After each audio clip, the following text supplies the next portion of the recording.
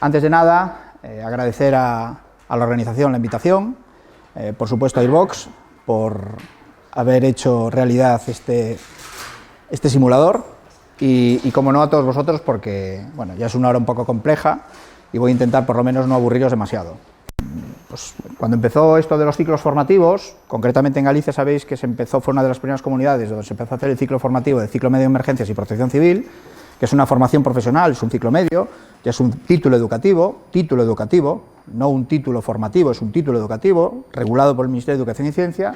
Exigían la matriz que estos simuladores, denominados de gases, de líquidos, de polvos, etcétera, tuvieran un grado de homologación. Bueno, pues yo cuando esto empezó en Galicia, pues en aquellos momentos no estaba en el servicio que estoy ahora mismo, tenía otra ubicación, como dijo Óscar, bueno, yo entré en el servicio de bomberos en el año 1997, y en esos momentos me encontraba como bombero en el servicio del Ayuntamiento de Vigo, que es al que pertenezco, bueno, o pertenecía en aquel momento. Bien, pues en esos momentos pues surgió esta disyuntiva y se plantó encima de la mesa. Sabéis que el ciclo formativo, concretamente en Galicia, se imparte en la Academia Gallega de Seguridad, que no es una cosa fácil, es decir, se juntan dos miuras importantes. Por un lado, la Consejería de Educación y, por otro lado, el máximo nivel académico en materia de seguridad de una comunidad autónoma. Por lo tanto, florituras las mínimas. Aquello no valía de llevar una cajita de plástico, no valía. Entonces, bueno, pues en una reunión pertinente, en aquellos momentos aún no estaba Marc en Airbox, pero sí estaba María Presa, que es un poco la responsable también directa de que eso esté ahí, y por supuesto José, que es el ingeniero que ha intentado entenderme en algunos aspectos, creo que lo has conseguido bastante bien. Soy difícil de entender, también lo entiendo, vale, pero lo has entendido bastante bien. Y el producto está ahí, se planteó este proyecto, y bueno, pues como fue un embarazo casi, ¿no? No fueron 9 meses, pero un poquito más, ¿eh? Oye, mira, que esto se prorroga, joder, pues ten cuidado, a ver si vamos a tener que hacer cesárea, y esto, sacarlo por cesárea no es nada agradable, ¿eh? Bueno, pues el simulador lo tenéis ahí, ¿eh? y ha nacido por ese contexto, y lo veis ahí. No voy a solapar lo que dijo Óscar, pero al final de este contexto y de esta aplicación vais a ver que también tiene una parte de investigación muy importante. ¿Por qué? Quiero dejar muy claro, eso es una cosa que me pediste ayer que lo dijera muy suave, eso no es un generador de flashover. No es un generador de flashover. O sea, a cualquiera de los que estáis aquí, que os dedicáis un poco a la formación, cuando pone eso flashover ahí, pues bueno, pues es un flashover porque es un tema bastante comercial, ¿no? Pero esto ahí no se reproduce un flashover. Ahí se produce una deflagración de gas en un recinto confinado, donde yo puedo atrezar más ventilación, extracción, si es un concepto ATE, si puedo utilizar una comunicación, si es un servicio principal interior, si realmente cómo utilizo un sanitario, o sea, puedo utilizar unos parámetros formativos muy amplios, pero no es un flashover. No es un flashover, ¿vale? Entonces, por un lado, lo que dijo Óscar, que no lo voy a repetir, que está perfectamente definido, por lo cual te doy la enhorabuena, pero sí una norma UNE, ISO, que me define claramente una terminología de flashover, y me dice claramente que un flashover es un proceso de transición y una combustión súbita generalizada, que Óscar lo dijo y lo matizó muy claramente, también lo define. Ahí no hay ni una cosa ni otra. Entonces, vamos a poner las cosas claras, ese es un primer momento. Es un aparato formativo para reproducir deflagraciones de gas, explosiones de gas en su contexto de deflagración, en un recinto cerrado, con ventilación, sin ventilación, con una fuente intermitente, con una fuente permanente, con una fuente oculta, con un aporte de ventilación, con un movimiento, con dobles densidades de gases que puede utilizar. Sí, correcto, es eso, pero no es un reproductor de flashover, ¿vale? Bien, más cuestiones y centrándonos en la NFPA 921. Pues claro, ¿por qué os pongo todo esto? Porque claramente uno de los gases que se pueden utilizar ahí, en este concretamente vamos a hacer la prueba con butano, tiene una fuente de ignición mínima de 0,26 milijulios de potencia, que eso también me vale desde un punto de vista de investigación, es decir, que me genere ese grado de energía en un supuesto escape de gas. Pues esto es lo que me está diciendo la norma NFPA, y eso lo puedo llegar a reproducir ahí. Porque si os fijáis, me adelanto, ahí tengo una bujía y tengo un peciométrico que yo llegado un momento puedo regular esa intensidad eléctrica y puedo reproducir exactamente esta energía mínima y reproducir esas condiciones en ese simulador. Eso lo puedo hacer. O sea, que tiene una amplitud y una parametrización y una adaptación a un montón de variables que ni os las imagináis. Y repito, yo no me dedico a venderlo, a vender. Yo simplemente lo que os voy a intentar hacer en el poco tiempo que tengo son deciros un poco los aspectos formativos que puede llegar a tener. Esta primera parte, pues bueno, voy a intentar pasarla un poco, no muy por encima, porque es importante, pero sí me voy a centrar en los aspectos fundamentales, ¿de acuerdo? Porque lo bueno es después que lo veáis cómo trabaja y la capacidad técnica que tiene. Bien, todo esto viene perfectamente detallado en un manual de instrucciones, de hecho no me he inventado nada, lo que está en el manual de instrucciones está puesto ahí. Entonces, bueno, como aspectos importantes voy a acercarme por aquí y así os lo voy diciendo más o menos en vivo y en directo. Es una urna perfectamente definida, como un dato importante y ya para salvar y romper en algunas barreras que se han producido en diferentes charlas que hemos tenido hasta ahora. Aguanta 4 veces más la sobrepresión que tiene en el peor de los supuestos del gas que tiene. O sea, 4 veces más. O sea, por lo tanto, el grado de ruptura es casi imposible. Casi imposible. En los anteriores aparatos que había, que tengo que citarlos porque es así, más de uno, pues los cristales rajaban. Vale, pues este cristal está testado para 4 veces más el mayor grado de sobrepresión que puedes llegar a tener en cualquiera de los fenómenos que tú puedes reproducir. 4 veces más. Eso es importante saberlo, ¿de acuerdo? La estructura es una estructura de acero inoxidable y aquí hay un dato que hay que tener muy claro. El acero inoxidable, cuando reproducimos varios ejercicios, tiene unos coeficientes de dilatación importantes. Por lo tanto, lo que son las charnelas superiores hay que enfriarlas, cosa que en el otro pues no existía, ¿de acuerdo? Bien, todo el volumen interior son 230 litros de capacidad. Claro, sabéis a lo que me refiero y a lo que voy a decir. Es decir, si yo ahora mismo utilizo un butano, tengo 1,3 y 9,2 de límite inferior al límite superior, aproximadamente, pero vamos a poner 1 y 9. Entonces, con eso calculo el volumen de litros que yo puedo meter para llegar a un límite inferior, o en su defecto, el volumen de litros que puedo llegar a tener para sobrepasar y hacer una sobresaturación. Pero es que aún encima tengo la peculiaridad que tengo un vanorreductor.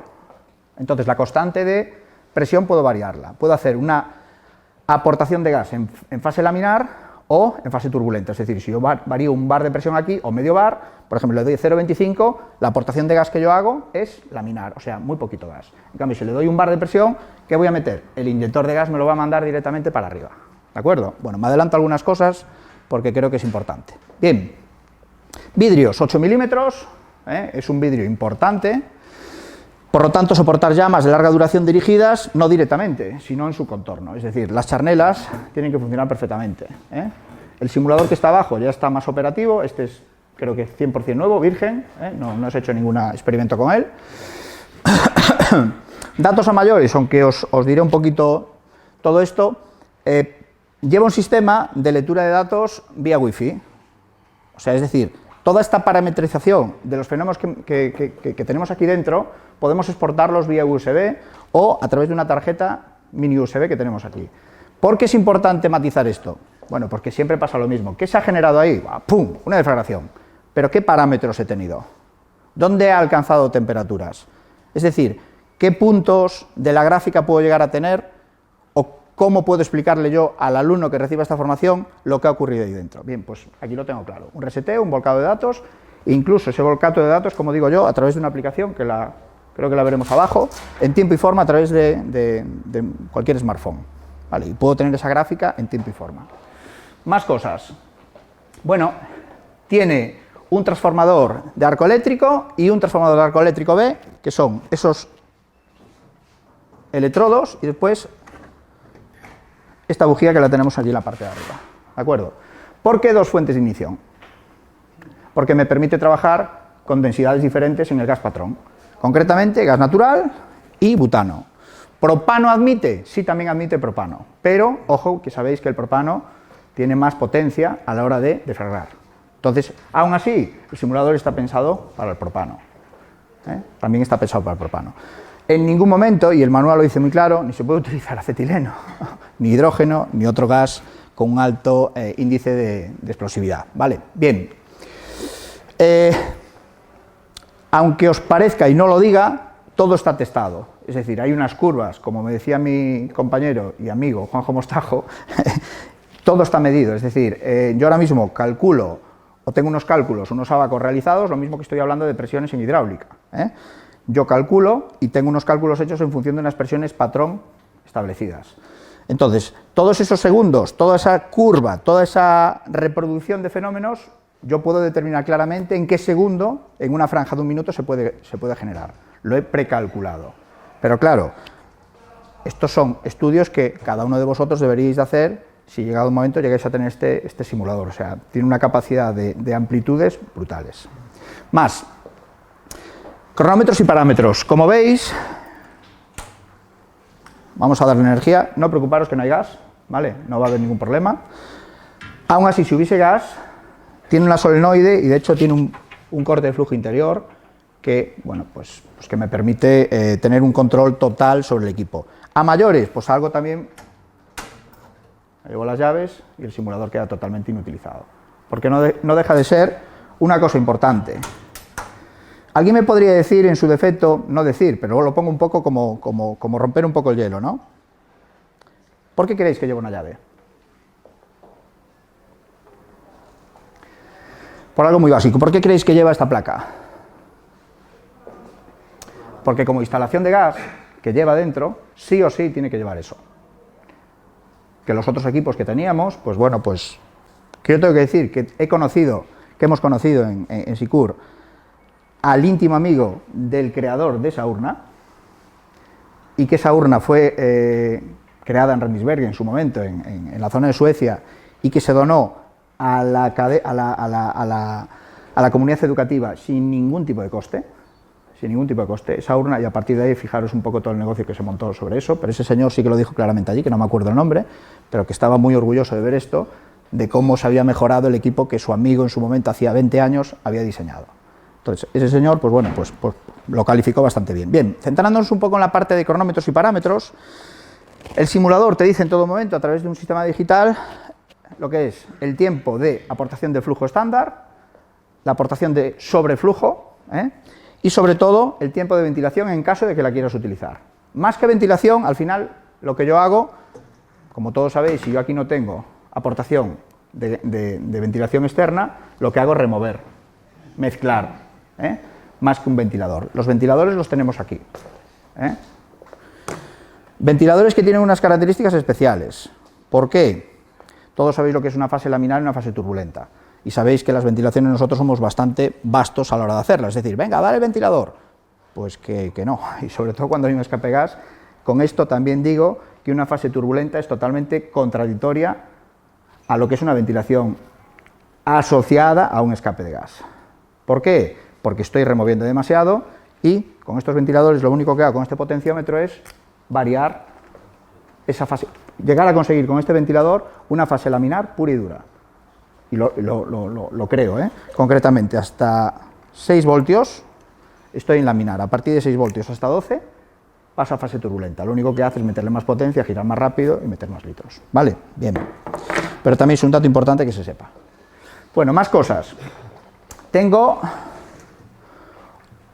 un medidor de temperatura a través de una sonda, que veis que sube y que baja. ¿Por qué es importante todo eso? ¿Cuántas veces hemos explicado que el rango de inflamabilidad aumenta progresivamente cuando aumentamos la temperatura por encima de 100 grados? Exponencialmente, entre 8 y un 10%, pues aquí lo podemos explicar.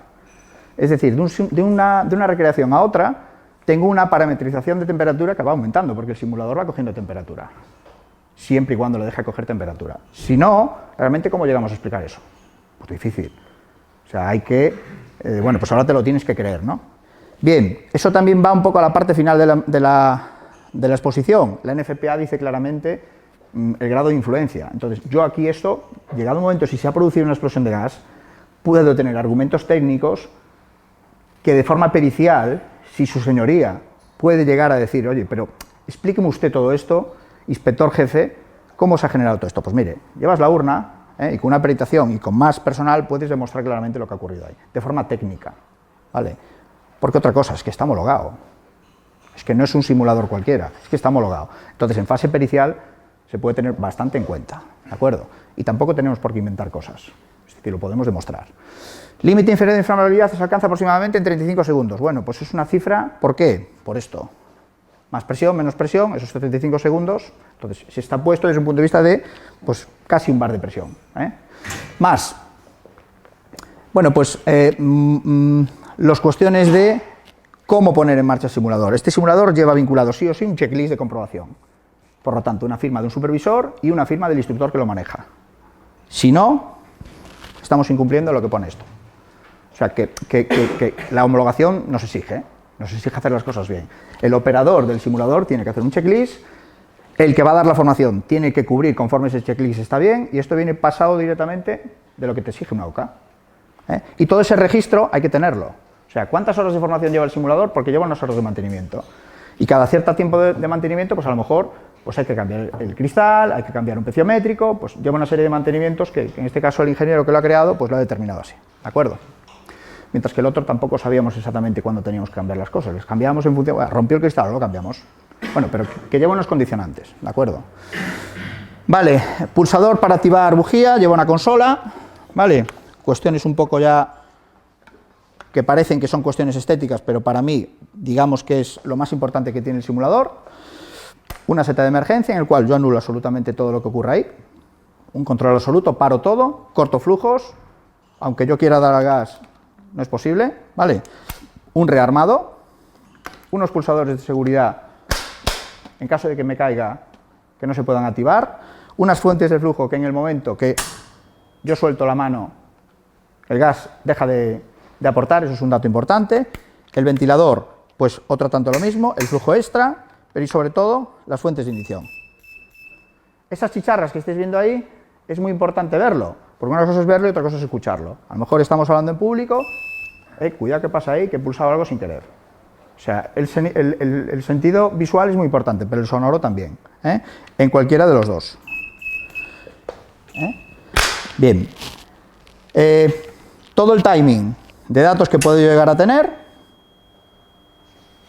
por supuesto ahora no hay gas. Si le doy un volcado de datos, automáticamente me guarda ese registro y sobre todo la inflamación que he generado y esa curva gráfica en tiempo y forma. Ahora mismo, si tú te conectaras en esa aplicación, seguramente te estaría volcando esos datos. Para hacer todo esto, pues hombre, pues claro, lógicamente el simulador necesita su tiempo. Coger esa wifi, vincularla, etcétera, una serie de cuestiones que, bueno, que hay que decirlas, pero que el grado de sofisticación que tiene el equipo, pues que no es bajo, ¿vale? Bien, bueno, un dato importante, conexión a tierra, que lo llevamos ahí, o sea, que en cualquier problema el equipo está derivado a tierra. ¿Cuántas veces hemos hecho pruebas o poner en marcha un generador eléctrico y hemos tenido algún disgusto? Pues porque esas derivaciones a tierra no están bien. Este simulador está protegido también contra eso, ¿de acuerdo? La pregunta es si lo podríamos utilizar aquí. ¿Podríamos utilizarlo aquí? Pues a lo mejor precisamente por ese detector no, pero no porque el nivel de llama me fuese a dar ahí arriba, porque no hay un grado de ventilación adecuado y porque ese detector seguramente pues, se me empezaría a volver un poco loco. ¿Pero que se puede utilizar en un recinto cerrado? Claro que sí, de hecho, abajo en la cochera lo vamos a utilizar, ¿de acuerdo? Más que un espacio totalmente difuso donde el nivel visual es importante, ¿vale? Más, bueno, lo que os decía antes, voy un poco rápido porque realmente esto es manual de instrucciones, pero tengo que decirlo. El hidrógeno, el acetileno, monóxido de carbono y gases que contengan nitrógeno en cualquiera de sus formas están totalmente prohibidos. ¿Por qué? Claramente por la onda expansiva que pueden llegar a generar. O sea, sobrepasan un poco el nivel estructural, el hidrógeno y el acetileno sin ningún tipo de problema, el monóxido podríamos llegar a aguantarlo, el problema es la capacidad, una vez consumido, una vez combustionado, el grado de ingesta que tenemos nosotros. Y bueno, pues los derivados, como puedan ser pues otro tipo de gases venenosos o corrosivos, pues experimentos pocos. Pero sí se han hecho pruebas con gas natural y la verdad que los niveles, lo que decíamos antes, Juanjo, pues han sido muy buenos. Al tener la doble fuente de ignición, pues te da mucho juego, ¿de acuerdo? Más. Flujo estándar, lo tenemos ahí. El flujo extra también. Al final, no dejan de ser dos chiclés, dos bocareles, que tienen un taladro, pues 1,25 en flujo normal y pues 1,75 al flujo extra. Lo único que hace es doblar la cantidad de flujo, aportación de gas extra. ¿Por qué esto? Me adelanto lo que viene 4 presentaciones más adelante. Porque no es lo mismo tener fugando una botella de butano por una negligencia, con un picado, que una persona que se quiere suicidar con 3 o 4 botellas fugando. Los flujos cambian, por lo tanto los tiempos de reacción cambian bastante, ¿de acuerdo?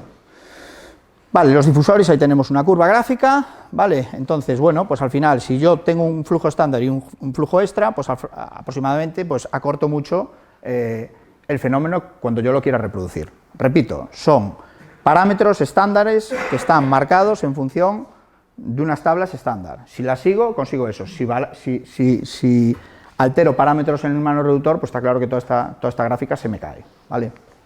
Más, esto es lo que os decía antes, las gráficas. Eso no deja de ser capturas de pantalla de la aplicación en el smartphone. Por lo tanto, importante. ¿Por qué? Porque justo cuando yo estoy a pie de campo con el simulador, puedo en todo momento estar dando una gráfica de lo que yo acabo de hacer. Por lo tanto, es un detalle de calidad importante. Aunque, bajo mi punto de vista, el papel, el portafolios y el rotafolios, pues siempre es muy interesante porque, como dicen los franceses, pues con un papel, con un bolígrafo se gestiona una emergencia y a lo mejor pues el smartphone se quedó sin batería en esos momentos, ¿no? Siempre hay que tener ese recurso. Bien, más cosas, si os fijáis también tiene una temperatura ambiente, ¿vale? Un tiempo de temporalización y sobre todo el día que se produce. ¿De acuerdo? ¿Por qué viene todo esto? Porque la OCA también lo exige. Es decir, ¿cuándo se hizo esto? ¿Cómo se hizo?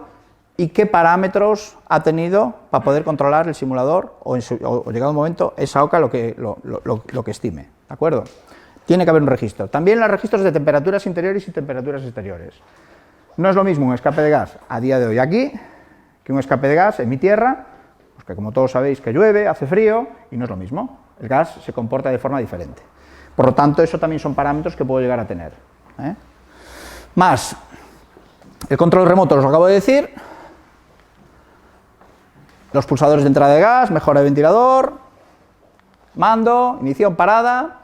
Bueno, el resumen de características técnicas que va a un cuadro tal, ¿vale? Y sobre todo, fijaros en esto, es un acero inoxidable, no me sale, perfectamente definido, no es cualquier cosa. Las nociones de seguridad que debo de tener, directrices, que hoy intentaremos cumplirlas al 100%, repito, sobre todo un EPI perfectamente definido, una protección facial sí o sí, porque las pestañas se barren, aunque parezca que no, pues aquí hay una temperatura importante y puede haber algún problema. Y siempre como consejo, el operador, que es el que está manejando la consola, es el límite entre zona templada y zona caliente. De ahí para adelante que no puede haber nadie, y por supuesto nadie por detrás. ¿Por qué? Bueno, pues porque puede ocurrir cualquier problema, ¿de acuerdo? Más. ¿Perdón? ¿Alguna pregunta? No, vale. Más. Equipos de seguridad, por supuesto, ningún instructor que se considere como tal, pues con este aparato pues pueda meter un líquido inflamable asociado a esa inflamación de gas, o sea, esa presión de vapor, no está recomendado, ¿vale? No está recomendado. Aunque ya he visto algún experimento por ahí donde utilizan la urna pues para vaporizar un poco de gasolina y aprovechar un poco la fuente de ignición pues para hacer esa inflamación. Bueno, yo personalmente no lo recomiendo, ¿vale? Bien, las charnelas y los puntos de alivio. Importante que funcionen perfectamente, que funcionen perfectamente, ¿de acuerdo? Importante esta parte. Me adelanté a lo que dije antes, la parte del checklist ordinario. Es que esto es formación, y como formación no vale ya cualquier cosa. O sea, nos exige una serie de cuestiones y sobre todo, educación lo marca perfectamente. Concretamente en Galicia se tenía que mandar el registro anual a educación de las prácticas que se hacían con él, los objetivos que se hacían, o sea, todo asociado a la pedagogía. Pero es que si no llevabas esto perfectamente definido, al final el inspector de educación que te decía, ¿qué habéis utilizado aquí? Que esto está mal, esto es lo que pone el decreto y tú qué has utilizado aquí. Os lo digo porque, bueno, muchos servicios a día de hoy ya están empezando con el ciclo medio, ya se meten en los ciclos medios, para que sepáis un poco que esta parte está ahí. Más, operatividad y... Con respecto a esta parte, creo que tendréis muchas preguntas, pero quizás a lo mejor no es el momento. Pasaremos a esta parte, que creo que es la importante. Potencial de este equipo. Áreas formativas que me permite explorar o recrear. Algunas las he dicho, otras vamos a ver un poco lo que ocurre. La norma UNE ISO en límites de inflamabilidad, eso está perfectamente definido, ¿vale? Lo sabemos, lo determinamos, la cantidad de aportaciones que puede llegar a tener, las propiedades físico-químicas, y aquí es donde empiezo un poco a jugar con el simulador. Con esto puedo empezar a ver cómo funciona una instalación de gas, los potenciales energéticos que puede llegar a tener, las válvulas de corte, porque al final, yo tengo válvulas de corte, al final tengo una instalación de gas ahí perfectamente definida, mini, pero la tengo, por lo tanto me permite usarla. Y sobre todo, algo importante de cara a las intervenciones, ¿eh? Los escapes de gas que llego a tener en estas unidades, eso todo el mundo lo conocéis, es una botella convencional, donde tengo la carga por un lado, en el caso del butano, donde tengo la carga en el caso del propano, y donde tengo unos cálculos realizados, y sobre todo el pictograma de cómo se me comporta ese gas en esta urna, es decir, un gas natural, o en este caso, un gas butano, un gas propano. Lo tengo perfectamente definido. Bueno, esos son pesos moleculares que son sacados en este caso de este manual. ¿Pero por qué? Bien, el 1,32 metros cúbicos en volumen butano, partiendo de este volumen total, me da un timing a la hora de lo que se me produce en una vivienda, ¿o no? ¿Alguien lo ha calculado esto alguna vez? ¿Dónde se me genera claramente? Bueno, las viviendas son muy particulares, ¿no? Pero esto es un punto de vista formativo, no estoy hablando de la parte operativa, estoy hablando de un punto de vista formativo. Esto a un alumno, a un bombero, a un nuevo ingreso, si se lo explicas mejor. Es decir, ¿por qué tengo que entrar? ¿Dónde tengo mi nivel de riesgo entrando en una vivienda? Pues con esto se determina, ¿de acuerdo? Esa hora, 16 minutos 44 segundos, estoy hablando de una fuga con este regulador abierto, ¿de acuerdo? Entonces estoy hablando de unos parámetros de seguridad. Llegado a una intervención, cuando me llaman para una intervención en vivienda, asociado a un escape de gas, yo tengo datos. Puedo tener datos. Esos datos pueden ser variables. Cuanto más grande sea la vivienda, está claro que la matriz sigue siendo la misma. Puede tener una botella, puede tener dos, puede tener tres, pero la matriz es la misma, ¿de acuerdo? Pero es que también me vale para determinar los posibles escapes de gas que puedo tener en cocinas industriales, porque también me puede valer eso. Es decir, tengo unos manreductores, tengo otra fuente energética, tengo otras salidas, tengo otros caudales, pero puedo llegar a determinar dónde están, y eso lo puedo llegar a generar aquí. Lo puedo llegar a calcular también. Más, vais a ver un incendio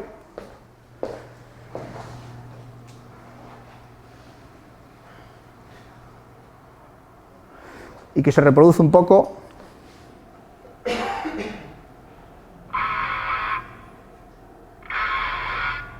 Bueno, lo que puede ocurrir, ¿no? Algunos habéis visto este vídeo seguramente 1000 veces.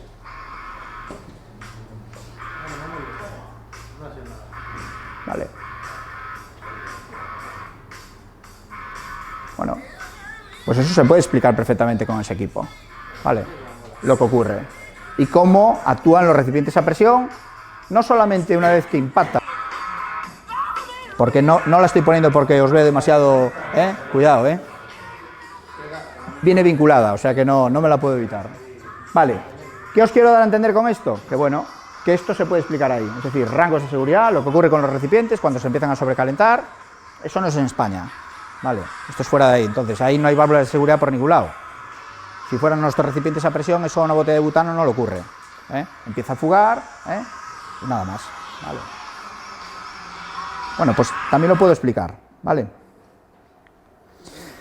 Bien, centrándome en la NFPA 921, lo que os dije antes, las diferencias de temperatura iniciales, cómo se comportaría inicialmente y después cómo se comportaría a partir de que tengo un incremento de temperatura tipo, cómo puede ser temperatura ambiente, o en su defecto, si el gas se me produce, por ejemplo, si el escape de gas se me produce, por ejemplo, en una panadería, donde tengo hornos y donde tengo un ambiente sobrecalentado. Entonces, ojo, porque esos parámetros también los puedo demostrar ahí. Lo que os dije antes de las fuentes de ignición, mínima energía, después de la curva, en este caso de la temperatura adiabática de la llama en condiciones iniciales, también lo puedo demostrar ahí a través de las gráficas que se extraen vía USB, también lo puedo demostrar, ¿de acuerdo? Sobre todo, los puntos estequiométricos, el butano 3,1, si eso lo llego a determinar y ajusto, el 3,1 de porcentaje en mezcla estequiométrica de ese volumen de los 230 litros, puedo llegar a clavarlo si claramente ajusto tiempos y sobre todo ajusto la mano reductora como tengo que tener, lo consigo. Concretamente en el experimento de abajo lo tenemos más o menos en 27 segundos, ese punto estequiométrico. Y ese 3,1% en volumen lo genero no solamente por el volumen en sí, sino por los parámetros que yo tengo que controlar. ¿Me seguís? Vale. La onda de presión también la puedo llegar a medir. Este equipo concretamente no, pero seguramente en sucesivas ediciones bueno, en ediciones, en niveles o prototipos, se le incorporen estos medidores de presión en las charnelas o en los puntos de exhaustación que están predefinidos, que son, por ejemplo, esta ventanita de ventilación. ¿Cómo lo haremos? Pues el ingeniero dirá cómo lo haremos, pero sí que es importante hacerlo, ¿de acuerdo? Sí que es importante hacerlo. Bien, más cosas. Bueno, todo esto es directamente vinculado y ahora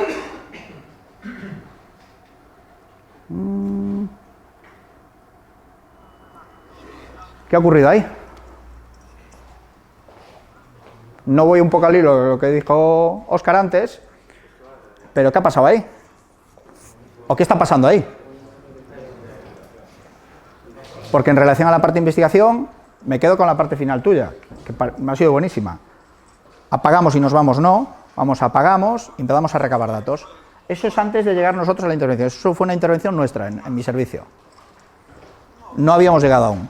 ¿Pero qué se está produciendo ahí? ¿Es un escape de gas eso? Porque la llamada, escape de gas en vivienda. Y nosotros aún no estábamos ahí. Nosotros cuando llegamos, ya no había llama visible. Flashover. Pues yo no sé si lo pudo haber o no, ¿no? Pues ahí no. Lo que tengo claro es que es una combustión súbita generalizada importante, por lo menos en ese local. O sea, las llamas están saliendo no solamente por la parte de arriba, sino también por la parte de abajo. ¿Sí o sí? ¿Sabéis lo curioso de todo esto? Que estaban viendo y estaban grabando el vídeo y aún no nos habían llamado a nosotros. Suele pasar. Graba. Pero has llamado a los bomberos. No, ostras, me cago en Dios, llama. 3 minutos dura el vídeo. Pues 3 minutos que el que estuvo grabando no había llamado a los bomberos. Y lo peor, que el que estaba grabando fue concejal del servicio hace 8 años. Importante saber, es un dato técnico, un dato técnico, importante. Pero bueno, hace 8 años el servicio no existía, también hay que decirlo. Tiene una eximente el pobre, no asistía al servicio, pues no le podemos echar la culpa. Bueno, esto está ocurriendo ahí, vale, tampoco se trata de... Pero es muy claro todo esto, porque gracias a ese simulador, con los compañeros del Cuerpo Nacional de Policía, que cojo un poco la palabra de nuestro secretario de la PTV, Víctor, yo tengo la suerte de trabajar con Cuerpo Nacional de Policía, no porque la Guardia Civil sea mala, pero porque el Cuerpo Nacional de Policía, por lo menos, a nosotros nos tiene en cuenta. Es decir, ¿qué ha pasado ahí? ¿Qué visteis ahí? ¿Qué ha ocurrido ahí? Darme tu opinión. Yo ya sé que la parte pericial es de ellos, vamos, ni me quiero meter ahí. Pero deberíamos. Lo que dijiste tú, tenemos esa obligación, Comunidad de Madrid, pues tenéis esa salvaguardia de que la ley propia de emergencias de la Comunidad de Madrid os lo dice, a nosotros en Galicia no. Entonces, las competencias están perfectamente definidas. Pero ellos no son tontos. Dijeron, ¿qué ha pasado aquí? ¿Por qué? Porque son en fase finalista. Llegan cuando todo se ha generado, cuando ya todo está apagado, donde definitivamente, muchas veces, desgraciadamente, rescoldeamos y redescoldeamos mal, evitamos cualquier pista posible que un investigador pueda llegar a tener o tenga que tener en cuenta a la hora de investigar. Entonces, todo esto me permite diferenciar claramente si ha sido una explosión de gas o qué ha sido. Por lo menos me permite decir si ha sido una explosión de gas o no ha sido una explosión de gas. Técnicamente hablando, ya sabemos que la parte que se inflama son los gases, pero asociado a una instalación de gas. Bueno, pues aquí se puede determinar claramente si ha sido una explosión de gas y gracias a ese simulador yo pude decir, aquí no ha habido explosión de gas. ¿Y entonces qué ha habido? Bueno, eso ya sí que podemos empezar a debatir lo que ocurrió aquí, pero gas no ha sido.